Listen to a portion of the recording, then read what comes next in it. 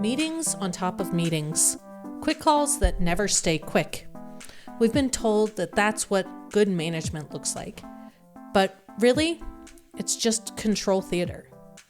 When you run your business by your calendar or by control, you lose the very thing you actually need most: autonomy.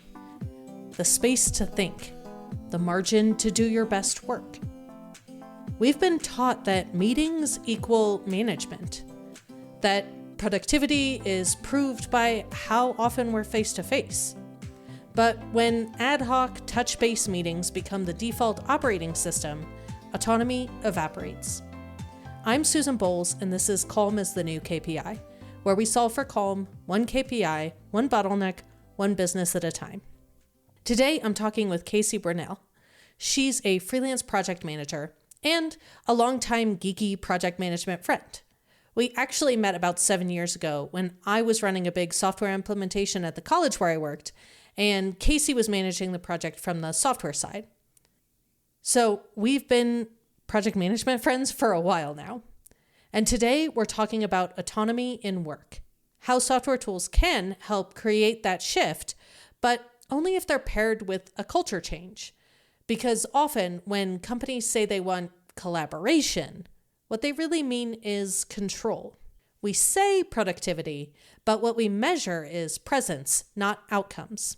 So if you've ever looked up from a day of meetings and wondered why your to-do list got longer, this one's for you. We're pulling on the management style lever from the Calmer framework. The default under capitalism is authoritarian, top-down control.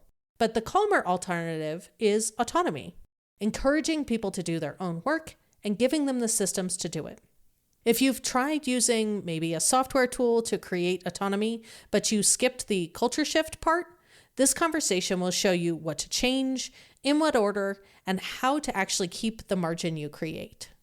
Kacie, you and I are both really big fans of using technology in our work. That's actually randomly how we met. We were doing this big software implementation, and you were doing project management on the software side, and I was doing it on the side of the organization. And so we actually collectively know each other via project management software, which is super weird and niche, but I kind of love it. I just get a kick out of the fact that that's how we met. I really do too. It does seem like it was several lives ago.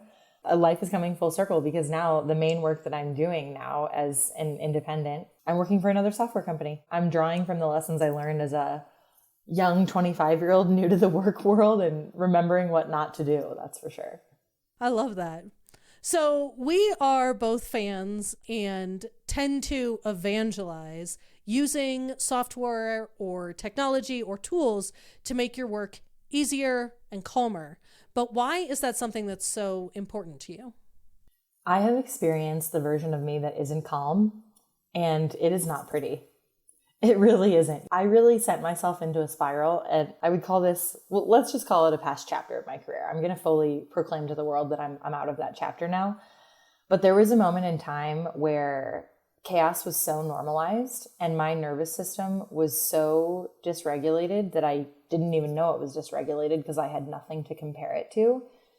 And finally, when I removed myself from that situation, I just thought, like, this can't be it. There's got to be a different way. And now that I've gotten a little taste for what it's like to feel regulated and calm and approach work from a place of creativity and inspiration and not fear or demands or expectations, I can never go back. I can never go back. The people that are advocating for calmer businesses, for a more regulated nervous system, almost everybody has a burnout story somewhere in their past. And my greatest hope for the world is that eventually we get to the point where people don't have to go through burnout in order to get to the point to realize how valuable it is to have calmer work, to have a calmer day-to-day life. Absolutely. That's a beautiful North Star. Honestly, if I could reach any young person about to graduate college, looking into like how he or she wants to navigate the working world, I would absolutely say, like, your nervous system is your speedometer, let's call it. Like, that is your ticker for when you're on or when you're off in terms of how your life is working, and to really get in touch with that, because For the entire decade of my 20s, I didn't pay attention to that at all. I didn't know how to connect to my breath. I didn't know how to feel in my body. Like, does this feel right? Does this feel wrong? My entire entry into the working world was go, go, go, prove, prove, prove, do, shine, shine, shine, which in some moments was absolutely great when things were going well. But when they weren't, it just really was not sustainable. I would love to create a world in which people don't have to experience such drastic burnout in order to learn these lessons. But I guess we all find our way to our truth and our own unique path. But man, I wouldn't repeat it and I wouldn't wish it on my worst enemy. Same. So as we're talking about technology and software, one of the things that kind of triggered me to reach out to have you on the show, you made a post about using software to help create more autonomous work environments. So tell me more about that. Oh gosh. This is like my hyper independent, everyone leave me alone side of my personality coming out. I consider myself to be super extroverted and I love to chat with people, but I think when I get in work mode, I work really, really well with quiet, independent concentration time. And I've seen how with a certain mix of people or with the current way of the world, let's call it, which is one that is very meeting heavy, people end up having back-to-back meetings and back-to-back calls with no time to actually do their work because so much time in the meetings is spent deciding what we should do. And so I think I'm trying to flip this model on its head because it's very intuitive to me. And it has just now recently, since talking about this, come into my awareness that not everybody thinks this way. And I'm like, wait a second, guys, what are we talking about here? Clearly my way has some merit to it. Everyone, please lend me an ear. And so this idea of being able to very succinctly communicate what needs to get done and by when, posting that in a place where everyone has access no matter where they're at, no matter what time zone they're in, and everyone knows what they're responsible for, I think is this liberating factor that lets people live their lives without having to jump on a quick call. Hey, can you join this meeting? Oh, really quick. How about a quick 10 minutes that turns into 45 the next morning? I'm noticing how in some work environments, that type of last minute, well, can we just, and aren't you, and will you, is the baseline.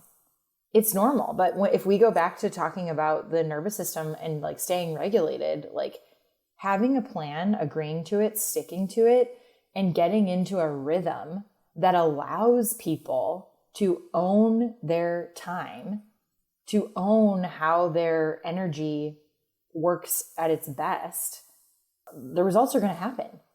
Why deny people the opportunity to experience calm because we can't figure out how to have less meetings? I think that the software, the cloud system, getting into a good rhythm of communicating what needs to get done, when, who owns it ahead of time is the key to giving people back their freedom and autonomy.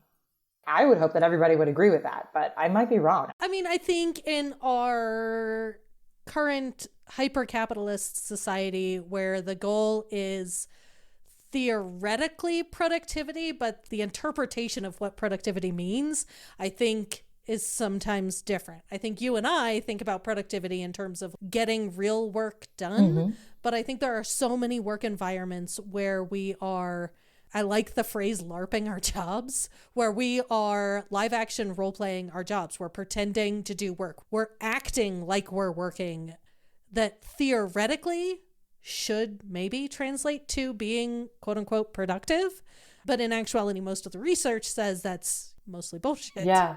So I think there are environments where there is a heavy emphasis put on meetings as a form of communication. When we get into corporate work environments, the way we're taught to communicate, I think most often is face to face, right? You're supposed to build those relationships. You're supposed to use the live communication to collaborate, to coordinate. And I almost think the autonomous, asynchronous kind of communication skills never really get taught. Even when we give technology, when we give them a robust project management tool, if we're not matching that with different management and communication training to enable people to understand how to hold someone accountable or how to delegate work or how to communicate effectively, I think sometimes it feels like it's hampering the work. What are your thoughts on that? You know, this is all so new to me because I live in the bubble of my own brain where I'm always right. And so stepping out of that and seeing how other people view asynchronous communication who have had the like normalized background of meeting heavy, call heavy work days, I'm getting so educated. I think that there is a fear of asynchronous communication because either people are afraid that their message isn't going to land, or like you said, they just genuinely don't know how. And I am really getting worked by this right now because the client that I'm primarily working with now is a group of very experienced, very intelligent, smart, competent men who are in their mid-50s. I would say there's about 7 of them. I'm the youngest. I'm one of the only women on the team. I have noticed, like, even just being like, hey, I'm not available at that time. Can you make me a loom? It's like, well, no, this is more complicated than a loom. And so for me in my brain, because asynchronous is like the only way that I know how to work, I'm thinking for something to merit a meeting, I'm like, who's dying? You know what I'm saying? I'm like, whoa, if we're meeting about this, like something is serious. And to the fear of like, oh, you know, how are we going to build that relationship? How will we build that rapport? I'm like, actually, when we have less meetings about nothing, which is who's going to do this, who's going to do that. Okay, I could have solved that in 5 minutes in my own brain and made it into a work breakdown structure in Monday.com, Asana, whatever. Then in the time that I just saved, I could set up a walk and talk with someone 2 time zones away from me saying, hey, the workday's done. I'm going to go take a walk.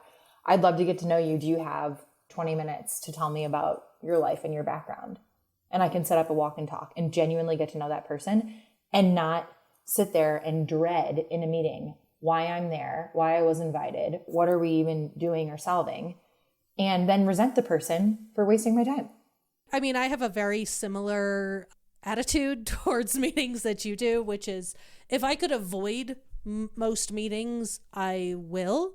Not because I don't think they're valuable, but because I think there are very specific ways in which they are valuable. I find them super valuable when I am brainstorming or I'm trying to like work through a specific challenge or a specific problem. There is kind of an interaction that you can't get quite as easily via asynchronous. Not to say that you can't do it. It's just, it's not quite as dynamic where something somebody else says will trigger something for you to think. And so like those kind of meetings I find super energizing and really valuable. Yeah. But like you said, you know, the who's doing what and when, where does this project stand? How is the process going to work? I think there are so many more valuable ways to communicate that information for both parties, and that everybody's busy these days. Everybody would rather be able to interpret that information in the way that works best for them. And whether that ends up being a Loom video or a written brief or an automated onboarding sequence, I think thinking about communication in a different way is required to be able to use that software tool effectively, regardless of whether it's Monday or ClickUp or Notion or Asana or whatever. You can't just throw a software tool at somebody and expect it to create a more autonomous work environment. It has to come with some cultural changes for the organization. And when you do make those cultural changes, I think that it ultimately creates stronger communication. It creates documentation for the communication because for the most part, it's written down or you can go back to it. And it's not as ephemeral as it happening in a meeting where somebody says something and then 10 minutes later you go, oh, somebody said something really great and now I can't remember what it was. I know, right? I hate when that happens. You're really nailing it though. I think what we're talking about here is behavior change.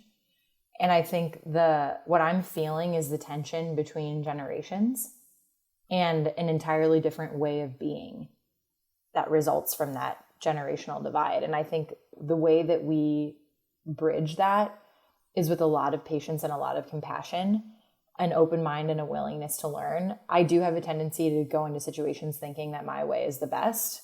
I think to a certain extent, we kind of have to be that way as independent service I mean, providers. nobody's going to be like, my way sucks.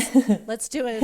Let's do it a different way. Yeah. Certainly not anybody who lives in the operations side of businesses. Right. So yeah, I mean, I'm learning to straddle the line of confidence and experience versus like, arrogance and kind of like a flippant attitude towards anything that is done in a way that I wouldn't typically do it. And there have been some meetings that I'm like, okay, if this meeting is run correctly, like this can be very fruitful.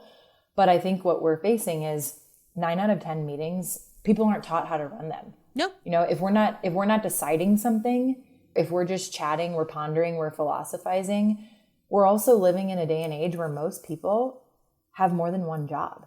We're competing for time and attention.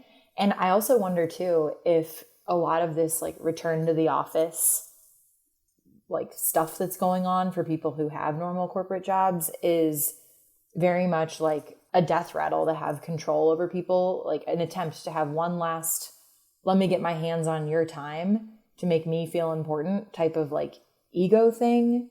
It's absolutely about control. It's not about collaboration. We've demonstrated that over the last 5 years, people can learn how to effectively communicate asynchronously. They can effectively collaborate asynchronously. There's all kinds of tools that can enable and help that process along if people are open to it. But I do think that there isn't necessarily a value for creating more autonomous work environments. And those of us who freelance or have our own companies are people who inherently do have a value for at least our own autonomy. But I think at a kind of societal level, autonomy isn't something that's valued or prioritized enough. And so even if we implement tools that can create a more autonomous or more asynchronous work environment to give users flexibility or autonomy in how and when they work, I think the harder part, the more insidious part, is starting to value autonomy and prioritize autonomy, not just for ourselves, but for our organization as a whole. And that requires letting go of some control and trusting the people in our organization to be adults and to be able to manage their own work. And I think, particularly in America, our work culture is pretty infantilizing when it comes to the individual employees. Yes. Oh my gosh, you nailed it. We really are talking about behavior change. We're talking about culture change. We're talking about values change. And I still hold out hope. I still hold out hope that there are people who aspire to lead, who have the values of like autonomy and energetic balance and life fullness. When I say life fullness, I mean like we're coming to our work from a place of fulfillment, not only through the thing that we're doing, but from all the other aspects of ourself that have had the opportunity to be fulfilled because of the autonomy we have over our time and our energy. It's about creating a culture of workers who are enriched and fulfilled and endlessly curious, who can show up to something with their cup already full, who don't need to be patronized or infantilized, watched over, controlled. So I think you made a really good point, and this is something that I'm definitely noticing in my role with one of my newer clients too, is that at the end of the day, the tools really are tools. That's what they are. The tool is not going to incite the change. The change has to come from within, and the tool can facilitate more change, but it's not going to be the leader and be like on the brink of that. It's got to come from a person first. And I think I'm starting to come back down to reality with how long it takes for people to change their minds, change their hearts, change their values, and see what's possible. Because I try to imagine, I'm like, how did we get here? How did we get to this state where all these meetings are so normalized? We're solving the problems for other people and then watching them do exactly what you said to do was normal. Like, why can't we just say, hey, here's the finish line. You are the expert. You know how to do this. Get it done. Call me when it's done and we'll move on to the next one. What's going on in that person that they think that they can't do that? Because if we just throw tools at the problem, like nothing's ever going to change. Yeah, I think the tool has to be coupled with cultural change. It has to be coupled with skill development, because if you are not used to delegating via written word, if you're not used to advocating for change via the written word, if you are unused to communicating except in a face-to-face kind of way, there is a real need to develop different kinds of communication skills to be able to effectively manage asynchronously, to effectively manage not face to face. And so I think it's kind of where we're circling around to is the tool is important. It can be a really strong facilitator to make that communication easier and faster and more efficient. There's a lot of benefits in terms of like reporting how well things are going when something is in a database, it's in a system. But I think without at least tweaking what the culture is or how we're approaching work and building those skills, I think ultimately it ends up being a tool that people don't use as effectively as they could. And so it ends up being a burden and not something that helps. You're right. And honestly, I think I've taken that really for granted. A lot of these skills that you're talking about that come intuitively to me, I think I accidentally discount because I just assume that everybody knows what I know. What I'm seeing is that asynchronous communication is not intuitive for everyone. I think that there are people who worry if their message is getting across, or I think there are people who don't know how to first independently really reflect on what is it I need? What am I trying to ask for? And like, could this have been an email? And really, I would take that even a step farther, right? I'm like, the meeting doesn't need to be an email and the email doesn't need to exist because the task is already in Monday. You can tag me in the task I'm already the owner of, and we can have all of our communication that's task related on that thread in a project management software that the entire team can see. Because guess what? My coworkers can't read my emails. If I'm not copied, I don't know what's going on. But if everything is in Monday, Asana, Smartsheets, whatever, then it's like we have a single source of truth that we can all rally behind. It's like, imagine it being like a high-powered digital whiteboard. Throw in the water cooler for this metaphor if you want, because there's places to hang out and chat too.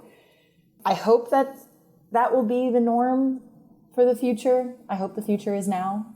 But I can see that it's going to take a lot of patience and compassion and willingness to model the behavior, and also genuine curiosity about like what's getting in the way of autonomy, independence, and trust being the values. Or where's the breakdown there? I think it's capitalism. That's my answer to everything. I mean, you're not wrong. Those are values we don't prioritize. The structure of a capitalist system is essentially exploitation of the workers. Like that's the foundation of the system. And so if the structure is configured for the purpose of exploitation, then why would we expect the workers in the system to be able to envision something different? If the standard is we're exploiting people and they're not able to think independently or to act independently, why would we expect something different of them? So I think the issue is really at a societal level, unpacking some of those really deeply ingrained beliefs to see that potentially it could be another way. You know, a lot of workers and companies in other countries that aren't so determinedly capitalistic, they don't have these kinds of problems. Not to say that they're all perfect, but they don't have to unlearn that workers should have autonomy. They grow up believing that workers should have autonomy. Right. We don't have to teach them that. But, you know, here that's really contradictory and sometimes controversial to posit that workers should have autonomy over their work and when they do it and where they do it and how they do it, and that they should be able to work in the way that works best for them. And that shouldn't be controversial, but it is. Gosh, just hearing you say that makes me still feel so like wide-eyed, like an innocent Bambi, like, what? You're telling me what? And I'm like, Kacie, are you really that shocked? Like, I've been in the working world now for a little bit over 10 years, I guess. And I think I'm just sometimes blinded by my own optimism. And I want to believe that there are exceptions to the rule, because of course there are. But I guess if this podcast, if this message were to reach any leader, anyone who has real influence over the way of being at their company, first, I have so many questions. But second, I think I would just say, like, what matters to you and why? And does what matters to you matter to everyone who's working for you? Because that values alignment is everything. And once we get that established, then the tools can really be like a rocket ship to success. I think you might have seen this on LinkedIn. Someone pushed back and I said, isn't the sell here that people want their time back? And they're like, oh no, that's kind of what we thought with email. We were all going to be so efficient because we could email. And then we ended up just taking work everywhere we go, because now email is on our phone and we never stop. So they're like, if you get more productive and you can do things faster, you're just going to have more work to do. And I'm like, where does it end? Like, this is not the point. The point is get the work done in a reasonable amount of time and then go live your life, because you've done enough. You're earning enough. It's all enough. We don't need to keep pushing harder, more, better, faster, whatever. Let's go live. I think that's one of the biggest distinctions between companies that have a calmer ethos and kind of the default companies is, what are we using efficiency for, right? So efficiency is a goal at both of those organizations. We're using that efficiency to create more margin. What are we putting into the margin? And at the default companies, it's we are trying to maximize and shove as much work and productivity into that created time as possible. And in calmer companies, we're using that to have margin, for the margin to exist, to do things that are not work, to rest, or to spend time with your kids, go enjoy a hobby, get a new hobby. So I think the value for efficiency is really at the heart of what we're talking about here. We're talking about using technology to create efficiency, to create margins. But the difference between a calm company and a default company is, what are you using that efficiency for? What's the point of efficiency? You nailed it. And I don't think I'm ever going to understand these people who are like, I'm created more efficiency so I can do more work. No, thank you. We're taught that in school. We're taught that in work. And from a very early age, we are inundated with messages that the point of being efficient, the point of being productive, the point of doing good work is to do more of it. Capitalism essentially is designed to eliminate rest. That's a construct of the system. So it's very difficult to get around that when you're still living according to those rules. Wow. Man, it's tough out there. I think, the desire for calmer companies, the way in which you build a calmer company, you inherently have to unpack some of those unconscious biases in order to envision something that could be calmer, because the default is growth at all costs. The default is do more. We're going to be efficient so we can do more and make more sales and shove more work and maximize everything. So I don't think it's possible to create a calmer company without unpacking some of that, at least. Absolutely. Absolutely. And it's a shame that a lot of that responsibility lies in just a few people, the executive leadership team, because it really does need to start at the top. I think that people like me who have found themselves deconstructing those old mentalities, it became impossible for me to stay in environments where everybody else wasn't doing the same. So now I'm fortunate. I found myself in a position where I can be independent and be selective about who I work with and be very cautious and be very well boundaried. And it's working out great. I'm still very early in my journey here. I've only been doing this for a little over a year on my own, but I got my health under control. And now, I sleep at least 8 hours every night. I'm getting good quality rest. I have too many hobbies to count. I'm just like scatterbrained and I'm like, I want to learn this. I want to learn that. Let's go here. Let's try that.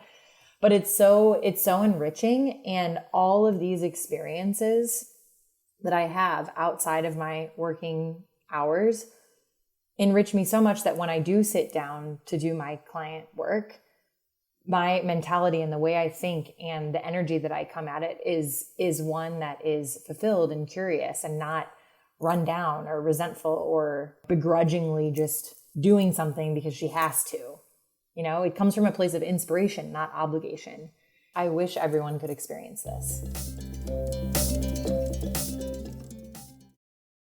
Let's be real. Most of us know we should have SOPs, but actually writing them, total nightmare. SOPs are one of those things we all know does create calm, but actually sitting down to write them can feel impossible. That's why Layla and Process Driven built the SOP swap. It gives you a really simple method to create SOPs in minutes. You get a library of 300 examples from other businesses, and even an AI SOP bot to draft your first one in just a few minutes. It's a great way to engineer some calm into your business, and you can find it at processdriven.co/services/SOP, or just click the link in your show notes.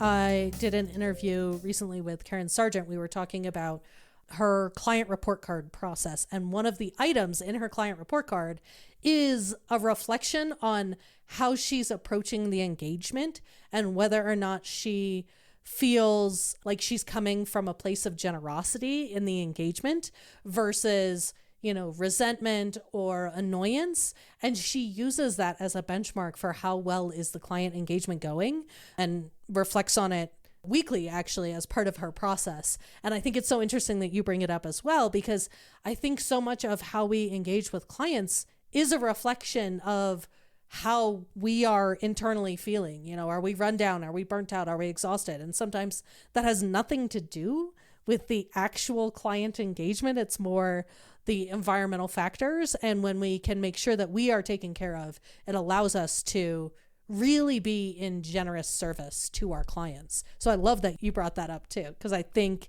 that is a commonality across a lot of the companies and founders that I talk to who are on a journey to run something calmer. Yes. I'm new to this. I never used to pause and ask, how do I feel about this? Because it always used to be, well, what do they want from me? And how can I give it to them and excel their expectations, oftentimes to my own detriment? And now I'm I'm not giving anything away. If this needs to feel good for me, or I am not interested. And so maybe that's what the default company leaders and the default cultural standard is afraid of, is people taking their power and their energy back, showing discernment with whom they engage and how. But it's a step in the healthy direction. At least it has been for me.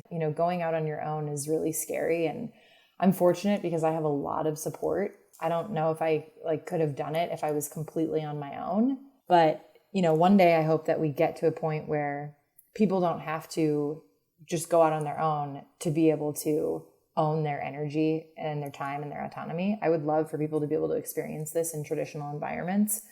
But I think what we're seeing is, if you do, that currently is the exception to the rule, not the rule. Agreed.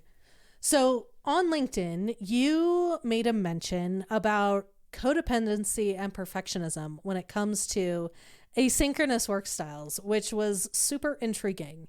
So tell me more about what you're thinking in that area.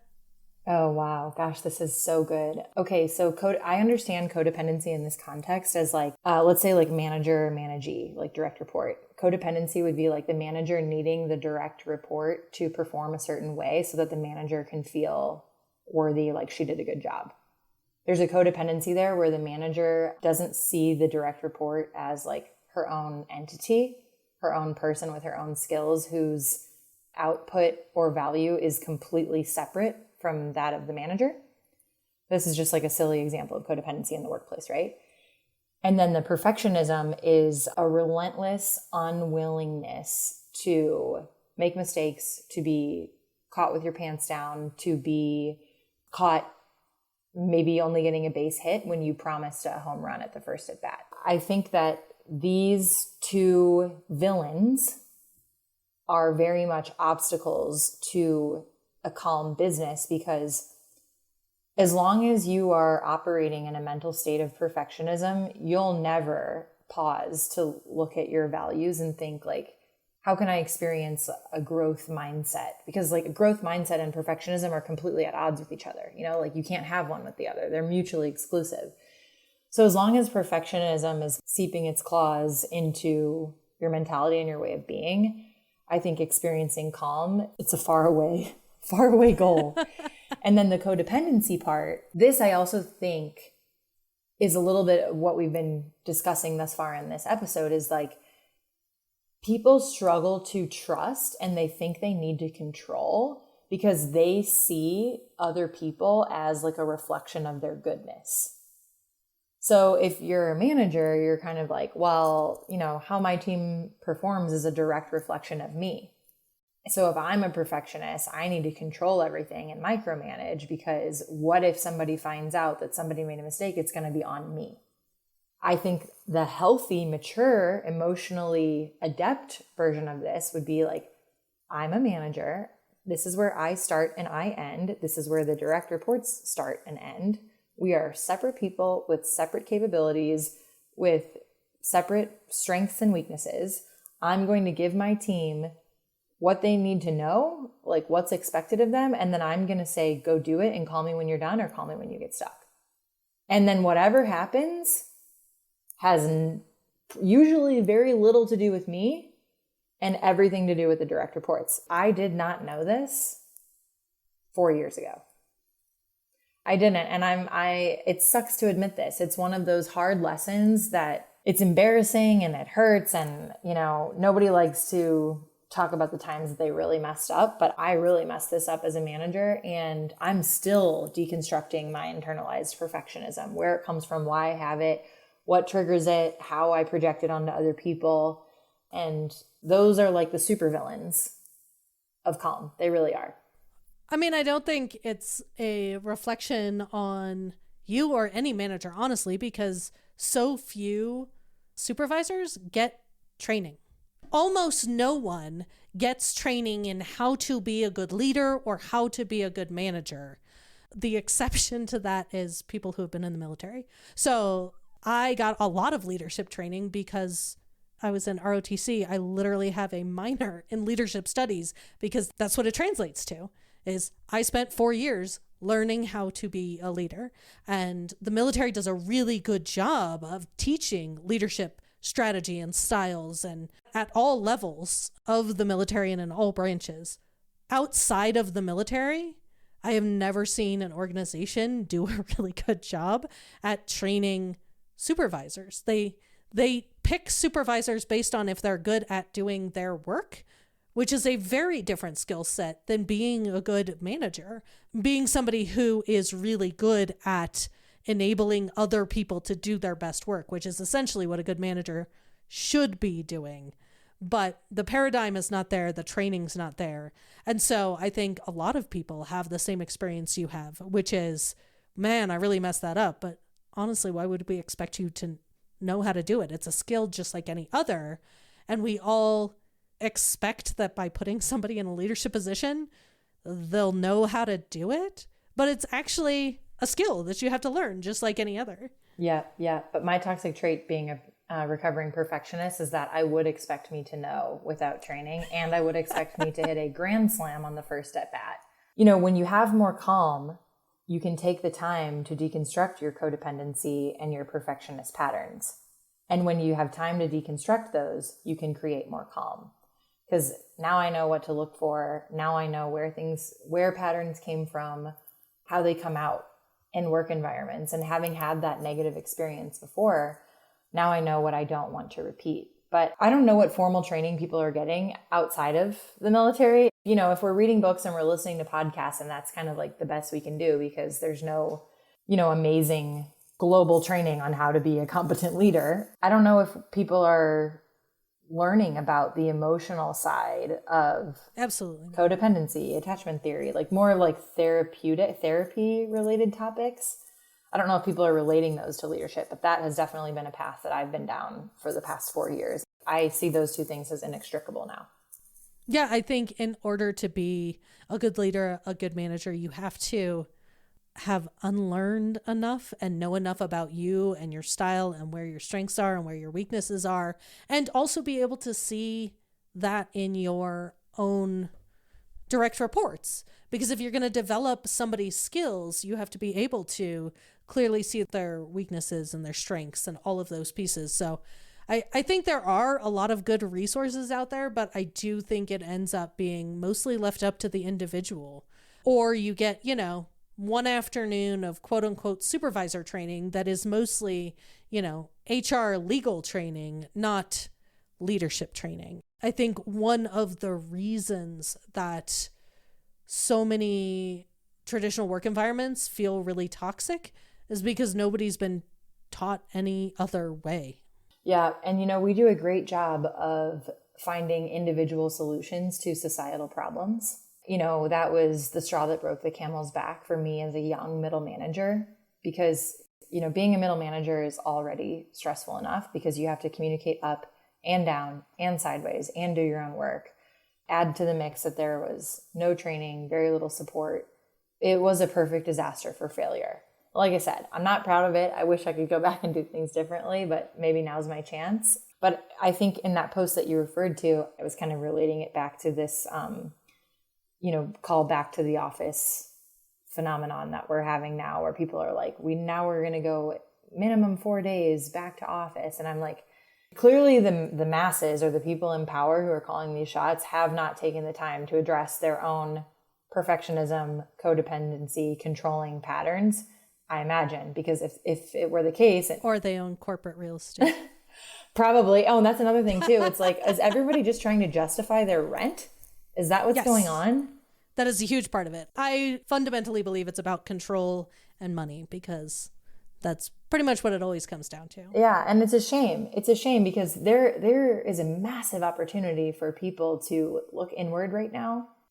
There's a massive opportunity for us to model a new behavior. The times have lent themselves to a structural change. I perceive so much unwillingness to do things differently and to keep things the way that they were. And so my default is like, okay, well, I'm just going to do what I can, which sucks because, again, it's an individual solution to a very systemic problem. But at the end of the day, I can only control what I can control. That's myself. And not everybody has the luxury. The takeaway here is that meetings don't equal management. Most of the time, they're just proof of control. The calmer alternative is solving for more autonomy, clear ownership, decisions written down where everyone can see them, tools that support the work instead of dragging everyone into another room to talk about it. That's really what the management style lever from the Calmer framework is all about. Under capitalism, the default is authoritarian, top-down, presence-driven, and always on. But Calmer management shifts towards autonomy, trusting adults to do their own work and creating systems that make that possible. So here's your tiny action for this week. Pick one recurring meeting, just one, and ask, does this really need to happen live? If the answer is no, move it to an async update. Post the owner, the outcome, the deadline, and a quick 3-bullet progress note in your project management tool. And then protect that time. Don't backfill it. Let the margin stand, even if it's uncomfortable at first. Because calm isn't about squeezing more in. It's about keeping the space you create. Until next time, stay calm.